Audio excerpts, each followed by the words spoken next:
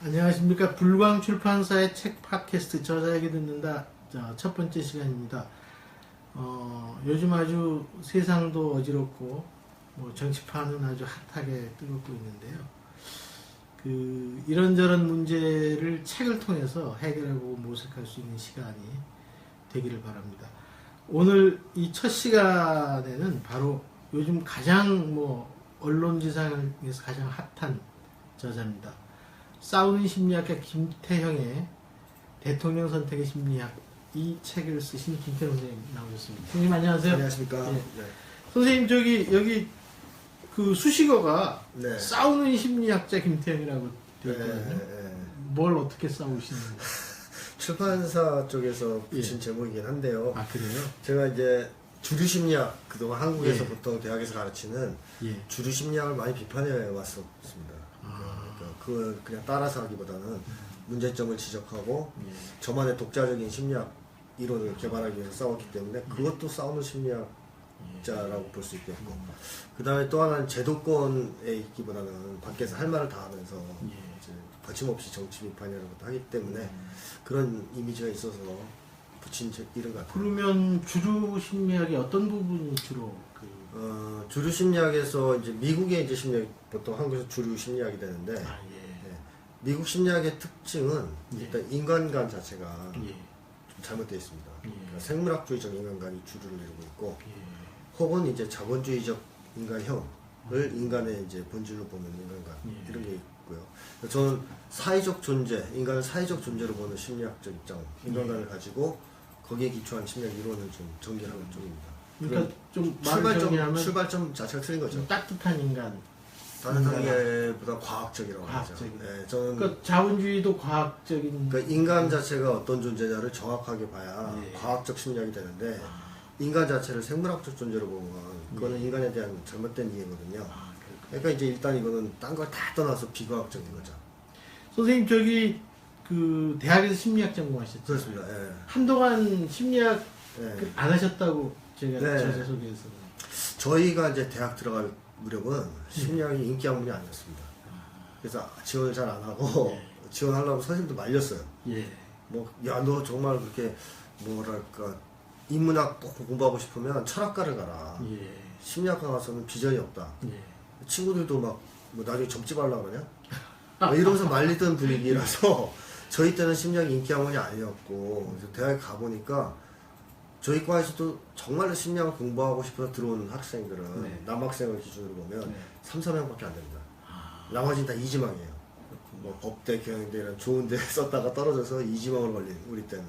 이 친구들은 심리학 공부하고 싶어온 친구들은 아니고 그냥 다니는 거죠. 고대라는 타이틀 때문에.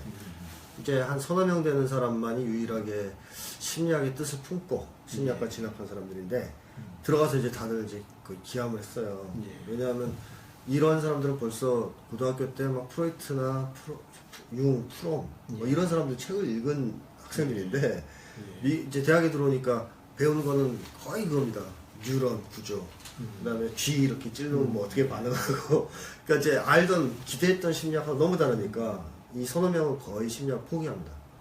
그래서 제가 알기로는 그 당시에 정말 심리학을 공부하고 싶어 들어왔던 사람이 심리학자가 되는 경우가 없어요. 그래서 저는 이제 저도 비슷한 이제 실망이 있었기 때문에 그만뒀다가 이제 미련을 가지고 대학원을 이제 갔었는데, 가보니까 학부 때 배운 거를 영어 원서로 가르치는 차이밖에 없더라고요. 그래가지고 여기서도 별로 배울 게 없겠다. 그래서 그만뒀다가 한참 뒤 이제 시간이 지나서 다시 해봐야 되겠다. 대학교에서 안 가르쳐 준 것들이 있지 않느냐. 그래서 제가 독학을 시작해서 심리학자 된 겁니다. 어떤 계기가 있었을까요? 일단 첫 번째 계기는 제가 개인적인 문제가 있었고, 나를 이해하지 못하는 문제. 심리학과 출신인데 저희 동창들이 농담삼아 하는 말이 있거든요. 심리학과 동창들이 만나면 야, 우리는 심리학과로 왔는데 왜 우리 마음도 모르냐, 이런 얘기를 친구들이 하는데, 실제로 심리학에 문제가 있으니까 그런 거 아니겠습니까? 그래서 저도 내가 지금 상황이 안 좋고 힘든데 왜 이게 어디서 비롯됐는지, 내가 내 마음조차 잘 모르고 있다 하는 게 하나 있었고, 또 한 가지는 첫째 아이가 이제 그 당시에 약간 문제가 있었어요. 그래가지고 학교에서도 문제가 되고 해서 상담을 좀 받게 됐었는데, 그 과정에서 제가 이제 깨우친 게, 대학에서 안 배운 것들 중에서 유용한 게 있다. 그럼 이 유용한 거를 내가 잘 흡수를 해서 받아들여서 제대로 된 심리학을 한번 만들어 볼 수 있지 않느냐. 그러니까 지금 벌써 때려치고 그만두기에는 좀 아깝다. 뭐 이런 생각이 들어서 제가 독학을 시작했습니다. 그때부터. 예. 최근 들어 심리학이나 인간의 마음에 대한 관심이 점점 높아지죠. 90년대부터가 많이 높아지기 시작했죠. 그리고 지금은 많이 이제 인기 학문이 됐죠. 그 배경이 있을까요? 일단은 이제 사람들이 상처가 좀 커지고 있는 현상. 예. 그러니까 다들 살기 힘들고 예. 뭐 마음이 복잡하니까 인간 심리에 대한 관심이 있는 측면이 있고, 그다음에 이제 지적으로 패러다임이 넓어지면서 인간에 대한 이해에 대한 이제 요구, 이것도 높아진 것도 있고, 그게 결합되면서 하나가 있고요. 미국에서는 이 심리학이 기초학문으로서 다양한 학문의 기초가 된다고 보고 있습니다. 이제 경영학이라든가 뭐 여러 가지 학문의 심리학이 바탕에 깔려야 컴퓨터 공학에도 그렇습니다. 오히려 그런 게 들어가고 정치에도 들어가고. 또 최근에 그 AI 인공지능도 이게 심리학적 이해도가 없으면 조금 도움이 되죠. 예. 그게 이제 그런 요구가 높아지면서 심리학이 미국에서도 많이 부각이 됐고, 그게 한국에도 영향을 미치면서 이제 심리학이 요즘에 인기 학문이 된 겁니다. 심리학을 공부하시기 참 다행이라고 생각하시겠습니다. 이제. 뭐 다행은 아니고 저는 이제 제가 좋아하는 걸 포기하지 않은 것을 굉장히 자랑스럽게 생각을 하죠. 이게 이제 인기 학문이 됐냐 안 됐냐를 떠나서 내가 하고 싶었던 일들을 해서 결국 그 자리를 찾아와서 예. 내 길을 개척하고 있다는 것에 대해서는 굉장히 만족스러워하고 있습니다. 이 책은 어떻게 처음 언제 써야 되겠다는 생각을. 처음에 이제 제가 2015년경에 네. 그 박근혜 씨의 이제 심리 상태를 질문하는 일이 있어서 어떤 언론에서. 네. 그래서 제가 가볍게 지나가는 말로 이렇게 몇 가지를 쭉 얘기했었는데, 네.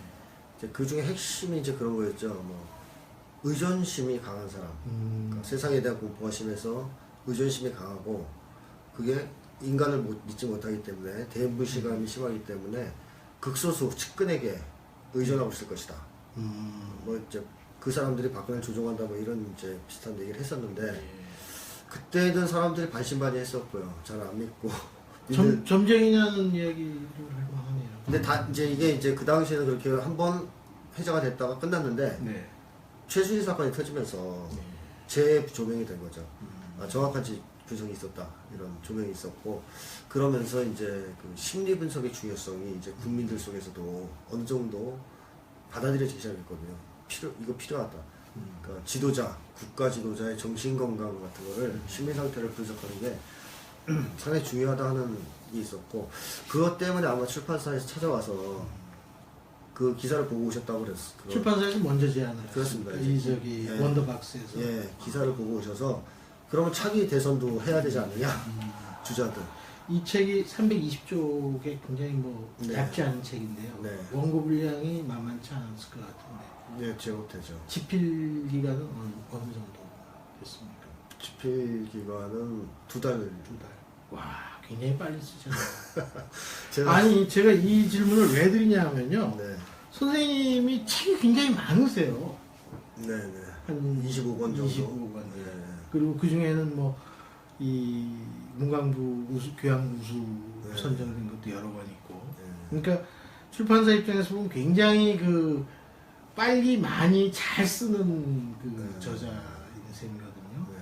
그렇게 책을 그렇게 많이 빨리 쓰실 수 있는 어떤 비결이 뭐가 있겠습니까? 그건 제 네. 개인적으로 아, 는 네. 예전에는 할 일이 없어서 빨리 썼고, 네. 유명하지 않을 때는 부르는 데가 없고, 뭐 이제, 네. 그러니까 집에 앉아서 책만 쓰니까. 네. 연구한 거 그냥 책을 그 뭐 책만 쓴다 그래가지고 뭐 원고가 쭉쭉 나가는 건 아니잖아요. 그것도 있을 수 있고요. 잠복기가 있었던 것도 크지 않나 싶어요. 제가 심리학을 그만두고 사회운동을 쭉 했었는데, 길게. 그 기간 동안에 마음속에서 생각하고 정리하고 경험했던 것들이 쌓여 있었다가, 이게 심리학을 만나면서 이론적 틀이 갖춰지면서 하고 싶은 말들이 많아지지 않았느냐. 그래서 이제 그게 다량의 책으로 좀 나온 것 같습니다. 그러니까 사실 출판사 입장에서도 봐도 좋은 저자지만 독자들 입장에서 보면 지금 이렇게 쭉 필요한 책들, 청소년들한테도 필요한 책들이 굉장히 많이 있는 것 같아요. 선생님, 이 책이 물론 지금 가장 핫하고 중요한 책이지만, 네. 그 선생님 책 중에서 우리 저기 청취자나 시청자들한테 또 어떻게 심리학을 알고 싶은 사람, 네. 정말 기본적으로 네. 심리학이 뭔지, 그리고 네. 내 인생에 심리학의 도움을 받으려면 어떻게 쓰면 좋을지 책 한 권을 권하신다고요. 그게 두 가지. 하나는 나의 마음을 어떻게 이해하고 예. 치유하고 싶다. 예. 이쪽에서 책을 필요로 하시는 분들은 예. 누구에게나 어린 시절에 상처가 있다 하는 책이 제일 제가 추천드리고 싶은 책이고, 이 책은 자기 분석 지침서입니다. 일종의. 그래서 이제 읽으면서 따라서 쭉 하면 자기 분석이 되는 책이에요. 치유까지도. 예.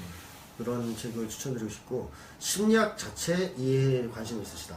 예. 그러면 최근에 나온 심리학을 만든 사람들, 이게 심리학사거든요. 예. 심리학의 역사를 쭉 쓴 건데, 예. 심리학이라는 학문을 접하기엔 제일 좋은 책이라고 생각합니다. 그렇군요. 제가 선생님 지금 말씀을 듣다 보니까 누구에게나 어렸을 때 상처가 있었다. 이 이야기가 지금 이 선생님 쓰신 책이 여기에 나오잖아요. 네, 그렇습니다. 특히 네. 지금 대선에서 가장 뭐 선두주자를 달리고 있는 문재인 후보의 심리적 분석을 보면 네. 그 선생님 책을 읽다 그런 걸 많이 느꼈거든요. 네. 어린 시절의 그 어두움이라든가 그 점에 대해서 저기 그 우리 문 후보의 그분은 동력이 됐잖아요. 어떻게 보면 그 상처를 극복할 수 있는 방법이 있나요? 그렇게? 심리학에서 이제 보통 상처의 치유라고 그러면 일단 자기 분석이 돼서 예. 심리 분석을 받든 자기 분석을 하든 자기 상처를 이해해야 되겠죠. 나한테 이런 점이 있다. 원인은 뭐다. 이거 이제 출발하고, 그 다음에 그 상처를 극복하지 못하게 막고 있는 요소들을 제거하고, 예. 그럼으로써 이제 그 상처로부터 해방되는 과정이 이제 치유라고 간단하게 정리할 수 있겠는데, 그 과정이 필요하시다. 그리고 사람에 따라 다르지만 어떤 분들은 자기 상처의 원인과 내용을 이해함으로써 바로 치유되는 경우도 있습니다. 그렇죠. 통찰을 얻고.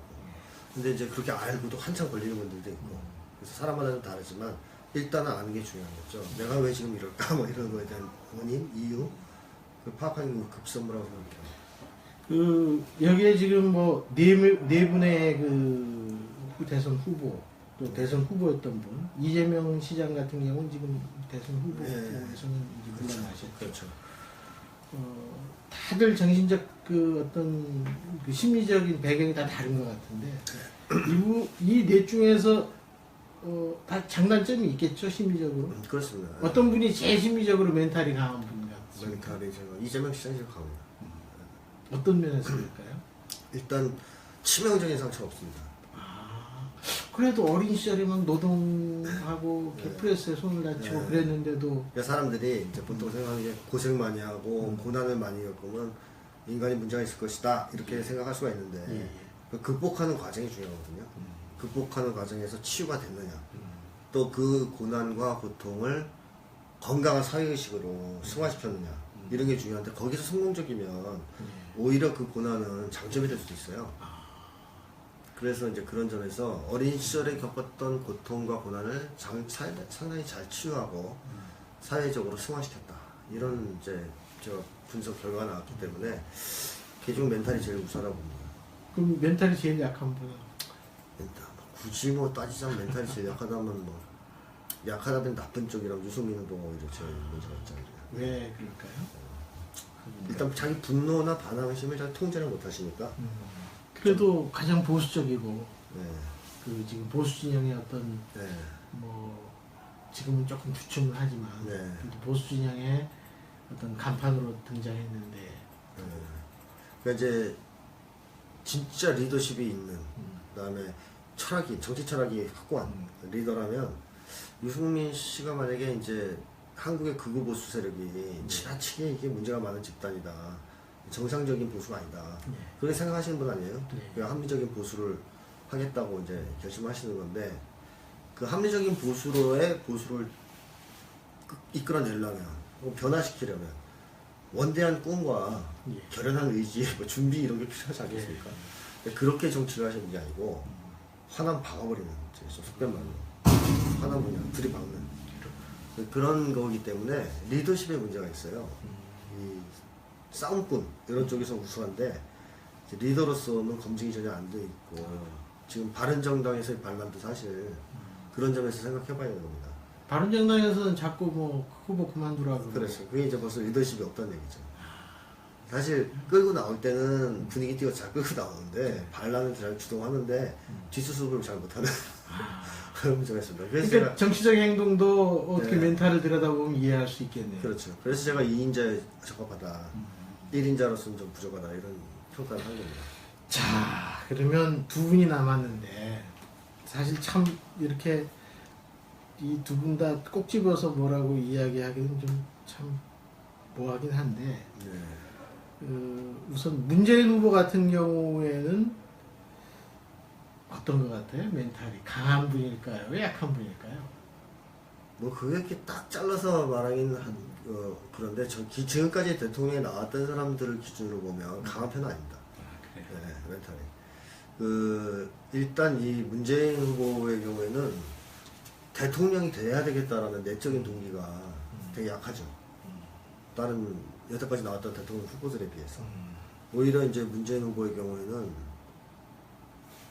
시대적 요구, 국민적 지지 때문에 어쩔 수 없이 대권 주자로 옹립된 경우에 가깝다. 선생님 책의 표현에 빌자면 등대 밀려서 네, 그렇게 볼 수 있는 거죠.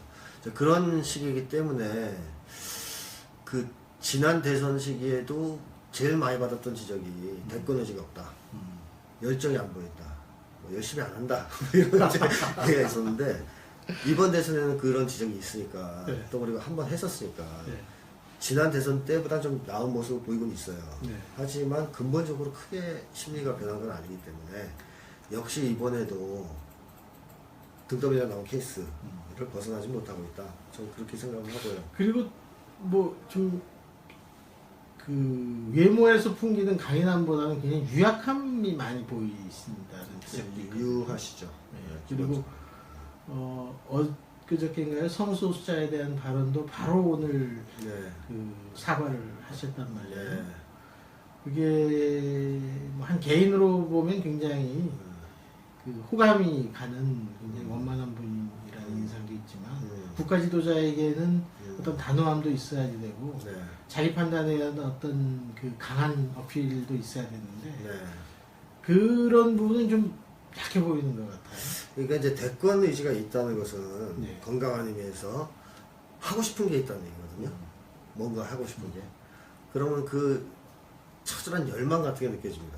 예. 이제 이 국민들 입장에서 보면. 예. 예를 들면 김대중 전 대통령한테 그걸 읽을 수 있고 예. 그 처절함이 느껴지죠. 예. 노무현 전 대통령을 봐도 열정이 느껴져요. 아, 저 사람 뭐 하고 싶구나. 폭발하고. 뭘 이루고 싶어 하는구나.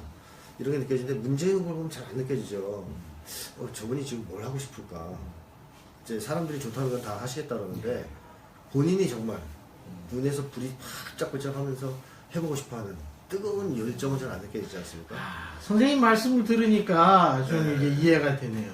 그게 이제 내적 동기에 인정의 차이입니다. 있는 사람들은 그게 있어요. 하고 싶은 게 있어요. 대통령이 그 되냐. 맨날 그래도 적폐청산하겠다. 네, 이제 다 얘기하니까 국민들이.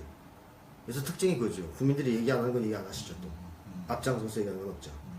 김대중 전 대통령은 다들 그때 북진 통일 얘기하고 멸공 외칠 때 연방제 얘기하신 분 아닙니까? 예, 그렇죠. 두드려 그것 때문에 두드려 색깔로 맞아. 네, 아주 빨갱이로 몰리는 거 알면서도 줄기차게 연방제를 주장하셨고 노무현 전 대통령도 아무도 맞서지 않았던 조선일보에 맞서서 끝까지 싸웠고 지역감정 깨겠다고 부산에 가서 들이받고 이런 면이 있었는데 문재인 후보는 적어도 정치 인생을 쭉 보면 국민들이 얘기하지 않는 소수의 입장을 대변해서 시대를 이끌어가는 투쟁을 안 합니다.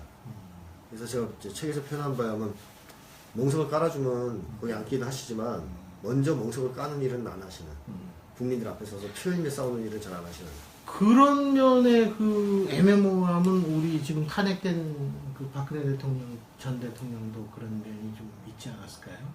그 제가 박근혜 전 대통령도 대통령 하고 싶은 생각이 없는 하기 싫은 사람인데 수구 보수 세력이 상품화시켜서 앞잡이를 내세웠다 이런 제가 분석을 했었던 게 그건데요.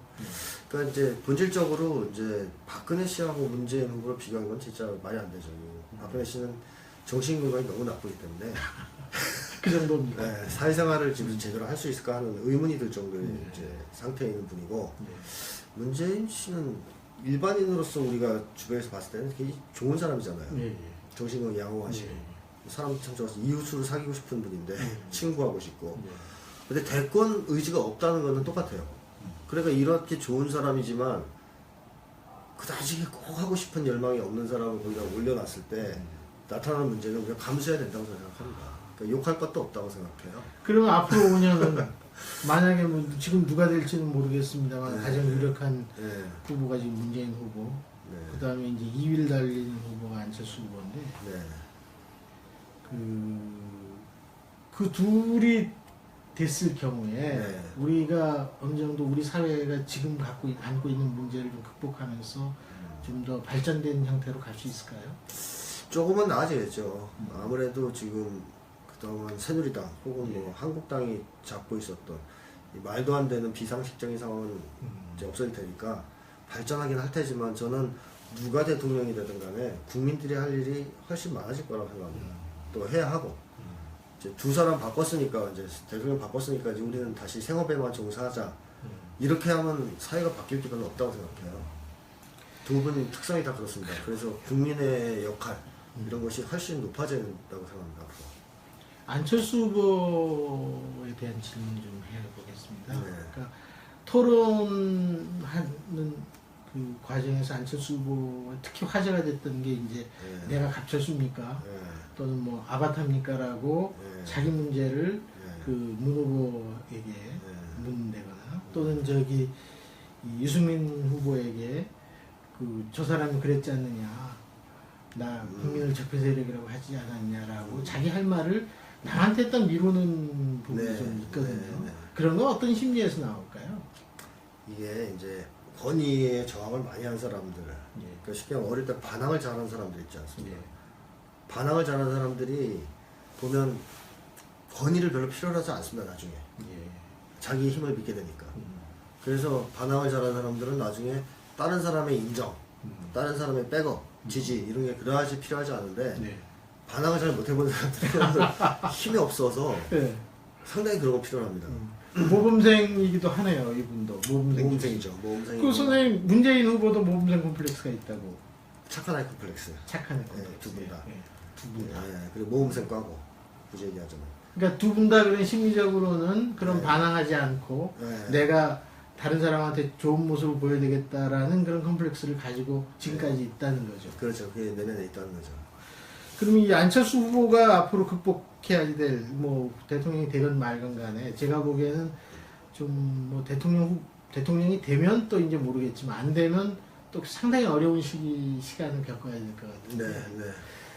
어떻게 자기를 추스리거나 좀 심리적으로 어떤 조언을 해주신다면 어떤 부분? 이제 지금 현재 안철수 후보의 상황을 간단히 요약하자면 예. 능력이 욕심을 못 따라가는 상황이거든요. 그러니까 명예에 기초한 대권력은 강하단 말이죠. 지금. 예, 예. 돼야 된다. 난 대통령이. 예. 그런 의지, 욕구는 강한데 능력이 못 따라갑니다. 그래서 욕심이 과하면 사람이 좀 과도한 일을 하지 않습니까? 자기 이 능력을 초월하는. 네. 그래서 이게 문제인 거죠.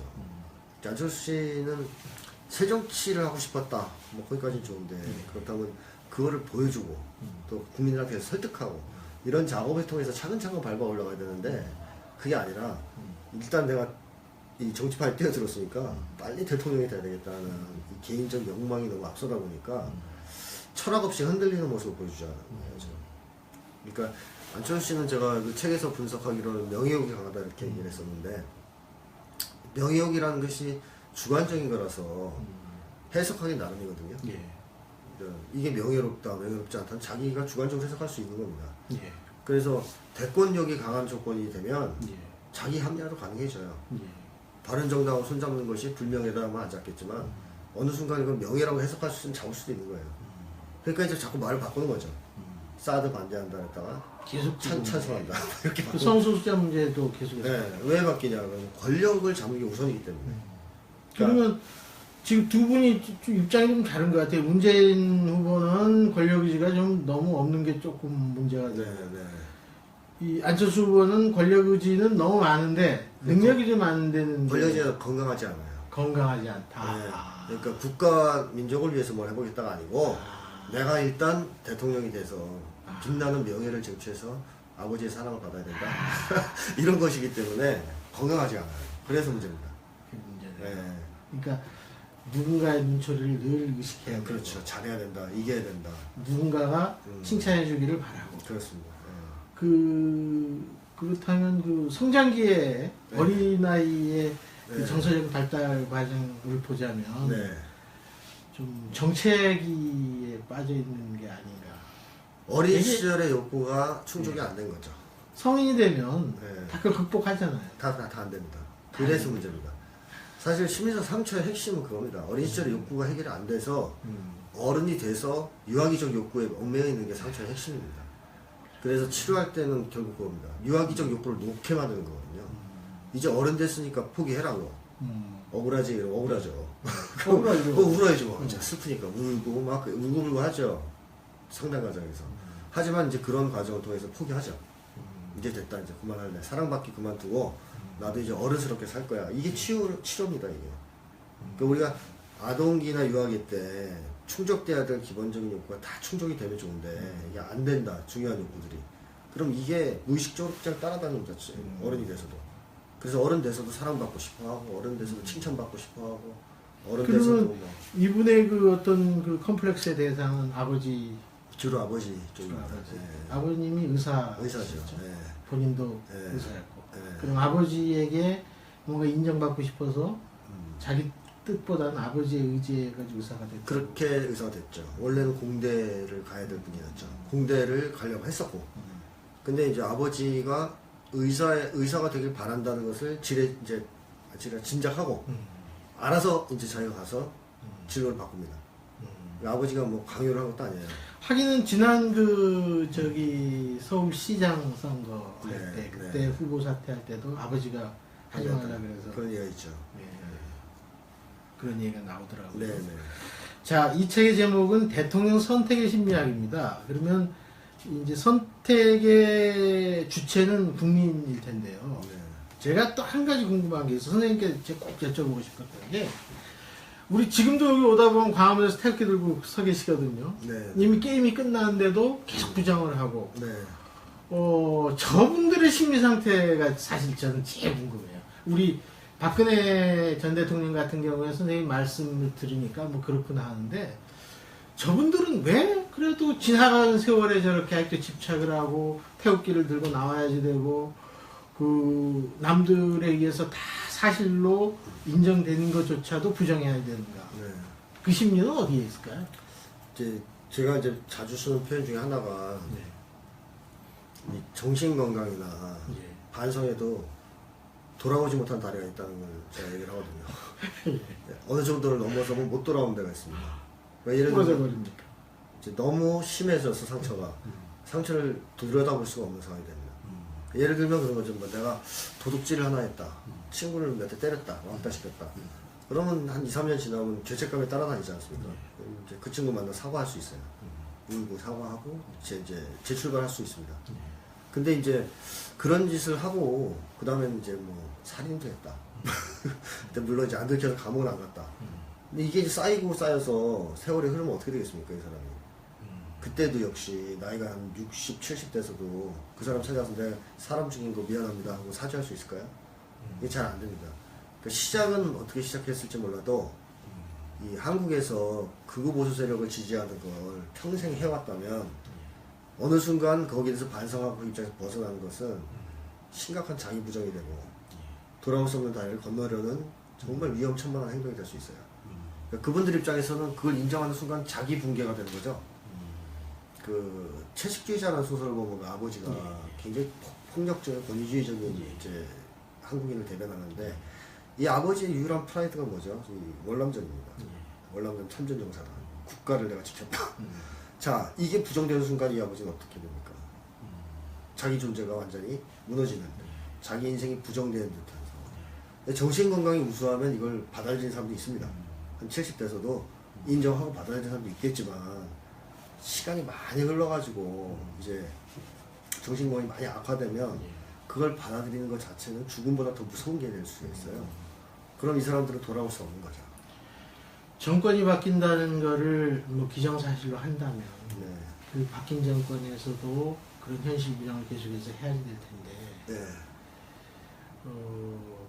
사회적 어떤 결속이라든가 뭐 과거의 상처는 과거의 상처대로 두고 앞으로 우리 사회가 계속해서 앞으로 나가야 될 텐데 네. 그런 부분에서는 어떻게 뭐 시민들이라든가 국가라든가 해줄 수 있는 부분이 뭐가 있을까요, 저게? 얘네들은 그냥 그대로 살아라 이렇게 할 수는 없잖아요. 일단은 이거죠. 이제 한국의 이제 소위 이제 보수층이라고 하는 사람들이 어떤 사람들이냐면 보수 이데올로기가 정말 마음에 들고 좋아서 그 이데올로기를 받아들인 사람들이 아닙니다. 이 사람들은 대체로 공포 때문에 보수 쪽에 가서 보수 이데올로기를 받아들이는 사람이 되는 거죠. 이 메커니즘이 되게 사실은 간단하면서도 사람들이 잘 받아들이려고 하지 않고 이해를 안 하는 대목인데, 뭐 프로이트 얘기를 제가 간단히 하면 이렇게 얘기할 수 있죠. 오이디푸스 컴플렉스 이론 있죠. 이제 아이가 엄마를 좋아한단 말이에요. 이 성욕설을 빼고 해석해보죠. 엄마를 좋아해요. 근데 안 돼요. 아빠가 그걸 알면 자기를 거세할 것 같고. 하여튼 이제 거세를 빼면 뭐예요? 무서워하는 거 아니야? 아빠를? 패고 뭐 저기 해칠까봐. 네가 하면 엄마 편 들어? 그러니까 얘는 어떻게 합니까? 그게 무서워서. 프로이트의 주장에 하면 결국 이 아이는 그 공포를 감당하지 못해서 아버지의 이데올로기를 받아들여서 아버지가 동일시한다고 그랬죠. 그럼 이게 이제 프로이트가 거기서 성욕설이라는 거는 잘못된 거를 뺀다면 한 가지 명백하게 밝혀낸 게 뭐냐면 공포가 이데올로기를 받아들이게 하는 강력한 기제로 작동한다 하는 걸 밝혀낸 겁니다. 뭐 이제 그 뒤에 이제 에리 프로 같은 심리학자도 그 부분을 강조했었고요. 근데 저도 그걸 굉장히 중요하게 보는데요. 이 현실에서는 북유럽 같은 경우에는 노동조합 가입률이 막 7, 80% 넘어요. 자기 권리. 네, 근데 한국은 10%도 안 됩니다. 이념적으로 보죠. 네, 왜 그러냐면 북유럽 노동자들은 노동조합 가입하는 게 노동자한테 도움이 된다 이 얘기를 한다는 걸 알고 있어서 7, 80% 가입하고 한국 노동자들 그걸 몰라서 10% 가입하는 게 아닙니다. 한국 노동자들도 알고 있어요. 알고 있지만 왜 안 하느냐? 공포 때문이죠. 가입하면 당장 탄압을 받고 불이익을 받고 빨갱이를 몰리니까 무서워서 못하는 겁니다. 자, 이렇게 사람들이 어떤 이데올로기적 지향을 가지는 데서 공포사회가 되고 공포가 작용하면 일단은 합리적인 판단이나 이성적인 판단 이전에 공포가 작용하거든요. 근데 한국 사회는 공포사회 아니었습니까? 그렇죠. 이제 해방 이후부터 무자비한 폭력과 탄압이 있었던 사회고 조금만 마음에 안 들고 정부에 저항하면 빨갱이 종북으로 모는 사회였기 때문에 이 공포가 굉장히 커요, 사람들 사이에서. 그럼 이 중에서 상당수는 그런 공포 때문에 무서워서 노조에 가입 안 하듯이 보수 쪽 가서 보수 이데올로기를 받아들이고 거기에 수긍한 겁니다. 저항 못하고. 그 세월이 70년 지났잖아요. 그러면 이 사람들을 바꿀 수 있는 방법 하나밖에 없습니다. 이성적인 설득을 통해서 바뀔 수가 없어요. 공포 때문에.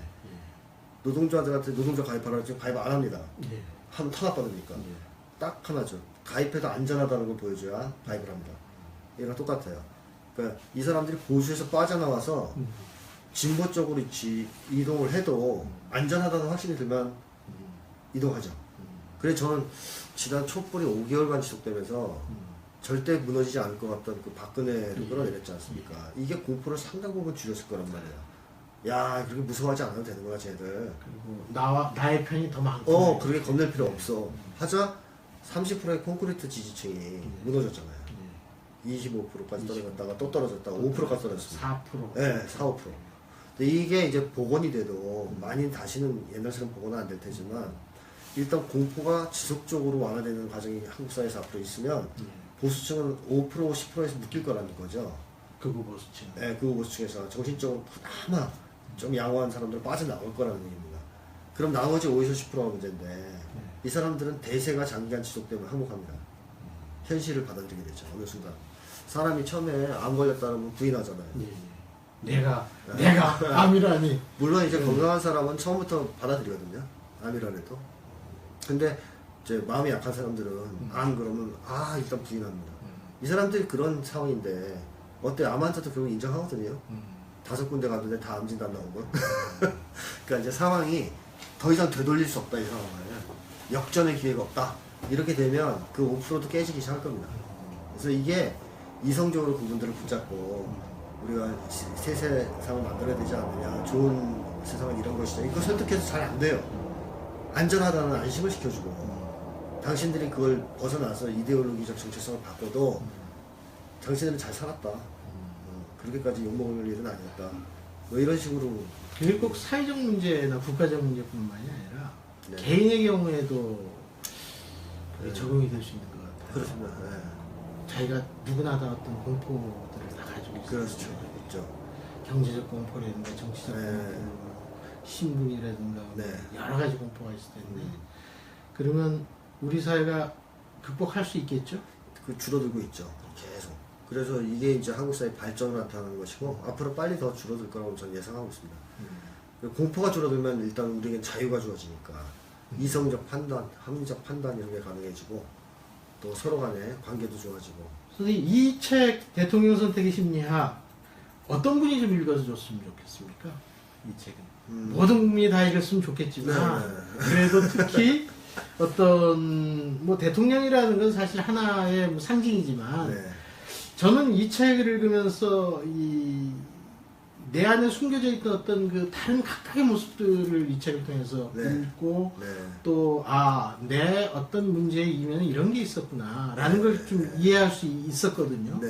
그래서 굉장히 이게 정치라는 옷을 입고 있지만 네. 사실은 한 개개인의 삶의 문제 또는 자기 문제를 극복해 나가는데 꼭 필요한 내용들이 있다라고 저는 그렇게 받아들였는데 네. 네. 이게 좀 소설처럼 아주 잘 익혀요. 술술술술 네. 등장인물 네. 이 한 인물의 어떤 그 일대기 네. 전기도 나오고 네. 또 그 중에서 꼭 필요한 이야기들도 이렇게 나오는데 이게 의도해서 그렇게 쓰신 건가요? 제가 원래 글을 네. 좀 어렵지 않게 쓰는 좀 아이고. 철학 자체가. 굉장히 좋은 저자십니다. 앞으로 어떤 다른 책 또 내실 계획이? 뭐 계속 지금 자살에 관한 책이 나올 거고요. 음. 한국인은 왜 자살하는가. 지금 거의 원고 2교까지 봤으니까 아, 이제 곧 나올 거고. 그건 뭐 원더박스에서 아니, 다른 데는. 다른 데입니다. 네. 아, 뭐 그리고 또 써야죠. 계속 이제 써야 되는 상황이 있습니다. 그래서 좋은 책을 계속 쓰고 싶은 건 뭐 당연히 학자로서 학자의 제일 임무는 책 쓰는 거라고 생각하니까. 책을 쓰는 게 네. 선생님의 어떤 그러니까 무슨 유명해진다거나 네. 무슨 돈을 벌다거나 이런 거 말고 어떤 다른 의미가 있을까요? 그건 제 정체성에 관한 얘기죠. 그러니까 저는 일단 학자이기 때문에 학문으로서 자기 실력을 쌓고 그걸로 사회에 기여하는 게 제 임무지 유명해지는 게 제 목적이 돼서는 안 된다고 생각하고요. 예. 그래서 뭐 자꾸 주변에서 TV에 나가라 뭐 연예 프로도 나가라 하는데 저는 이제 계속 거절하는 이유가 학자가 그런지 그래도 좀 유명해져야지 또 그 좋은 책을 많은 분들이 읽을 수 있잖아요. 언젠간 읽겠죠. 이 좋은 책 많이 안 팔립니다 사실. 인류 역사를 보면 명저는 그 당시에는 안 팔려요. 그래요. 시대가 그래도 좋은 책인데. 시대가 지나고 나서 더 이제 인기가 있고 뭐 인정을 받는 거지. 그래서 학문적으로 가치 있는 책을 써야지. 뭐 시류에 영합해서 좀 더 팔리는 책을 쓰면 제가 추구하는 노선이 아니고. 참 그렇군요. 제 선생님 말씀을 듣다 보니까 네. 카를 융이 자서전에서 썼던 이야기가 기억이 나요. 나의 삶을 아무리 돌아보아도 내가 쓴 글밖에는 남아있지 않는다. 네. 이런 이야기를 하셨거든요. 그런데 자 선생님 말씀 진짜 글로써 이렇게 세상을 이롭게 하는 게 이게 네. 모든 아마 학자들의 그 이념이자 이상일 텐데 그게 잘 안 되잖아요. 현실에서 그렇게 안 되죠. 일단 돈이 안 들어오니까. 지금 선생님 심리학은 선생님한테 돈이 됩니까? 지금 뭐 먹고 사는데 문제 없습니다. 그게 얼만큼 해서 그렇게 되셨어요? 제가 이제 심리학적으로 활동한 게 2005년이니까 10년 넘었는데요. 초기에는 고전했죠. 돈이 안 돼서. 그래도 타협하지 않고 계속 저는 원칙적인 글을 써왔는데 그러다 보니까 또 인정해 준 사람 늘어나고 밥도 먹게 되고 학자가 밥만 먹으면 된다고 저는 생각하는 쪽이라서 결국 아까 말씀하셨듯이 학자는 나중에 책으로 평가받는 것이고 건축가는 그 사람이 남긴 건축물로 평가받는 것이고 화가는 그림으로 평가받는 거 아니겠습니까? 그거를 하는 게 제 임무고 거기에서 가장 큰 성취감을 느끼기 때문에 뭐 그건 앞으로도 똑같을 것 같습니다.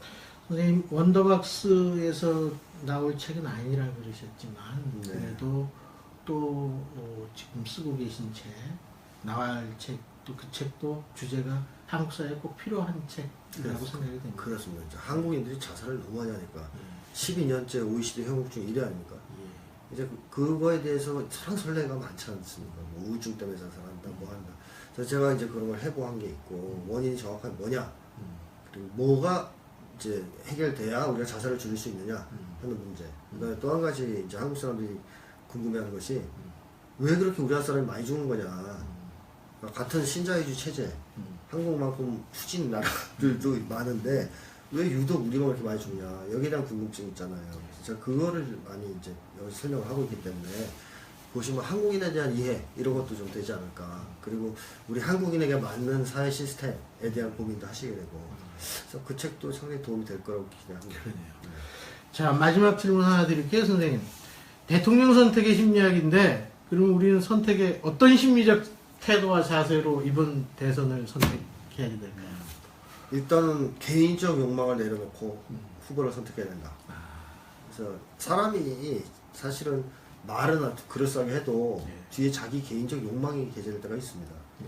이 사람이 되면 내가 한 자리 얻는데 더 유리하다든가 이 사람이 되면 내가 돈 버는데 좀 유리, 이런 개인적 욕망으로 후보를 뽑아서는 안 되는 상황이고, 지금 촛불항쟁 이후에 치러지는 대선이기 때문에 철저하게 개인적 욕망을 배제하고 국가와 민족의 미래를 생각하면서 후보를 선택하는 그런 노력이 있어야 되겠고, 또 한 가지는 대통령에게 너무 큰 기대를 하지 말자. 기대가 크면 실망도 크고 나중에 욕도 많이 하게 됩니다. 좀 잘못하면.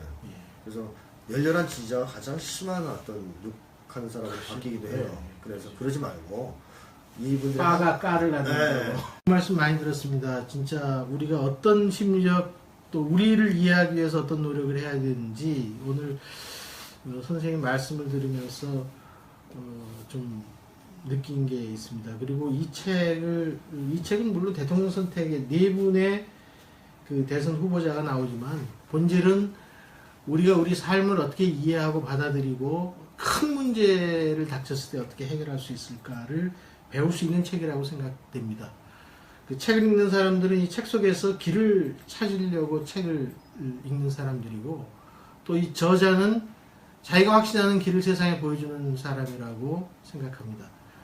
선생님이 쓰신 좋은 길에 대한 안내, 우리 독자들이 다 그 길 속에서 자기 삶을 새롭게 만들어가는 길을 찾았으면 좋겠습니다. 첫 번째 팟캐스트인데 좀 미흡한 부분도 많이 있고 합니다만 이해해 주시고 시청해 주셔서 고맙습니다. 선생님 고맙습니다. 감사합니다. 예.